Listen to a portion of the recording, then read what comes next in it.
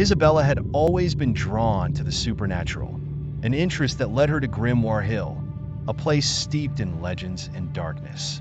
Known for its decrepit mansion overlooking the village, the house was said to be haunted.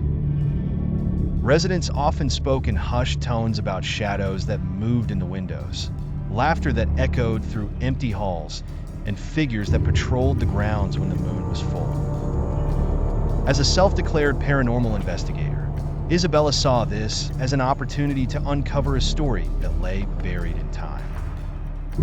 On a crisp autumn evening, with a flashlight in hand and a vintage film camera slung over her shoulder, Isabella crossed the threshold of the ancient mansion.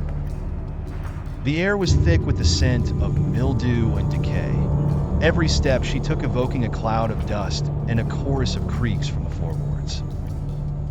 The walls bore the scars of time, with faded wallpaper peeling away to reveal long gashes in the wood beneath. As she began her exploration, whispers floated through the air, almost indistinguishable from the rustling leaves outside.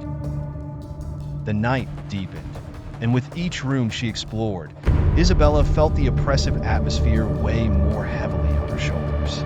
In the grand ballroom, she felt a sudden draft sweep past her. The chandelier swung lightly despite the absence of moon, casting eerie, dancing shadows across the walls. Isabella chilled as she heard a distant melody, a piano playing a haunting tune from an era long past. Determined to get to the bottom of this, she followed the music, which led her to a narrow stairway descending into the basement. Here, the air was colder, and the sound of dripping water echoed through the space. At the far end of the cellar, she discovered a door slightly ajar. Pushing it open, she found a dimly lit study, the source of the music. Yet, as soon as she stepped inside, the melody ceased. In its place, a figure appeared in the corner, spectral and ethereal, dressed in the attire of the early 19th century. It was a woman, her eyes glowing with a mix of sorrow and anger. Isabella stood frozen as the ghostly apparition slowly moved forward. "Leave this place," the spirit warned, her voice resonating through Isabella's ears. "He is here, and we will not let him in." Before Isabella could ask who he was, an icy hand clammed down on her shoulder. She spun around to meet another presence, a tall, looming figure with sharp, predatory features, eyes burning with a sinister red light.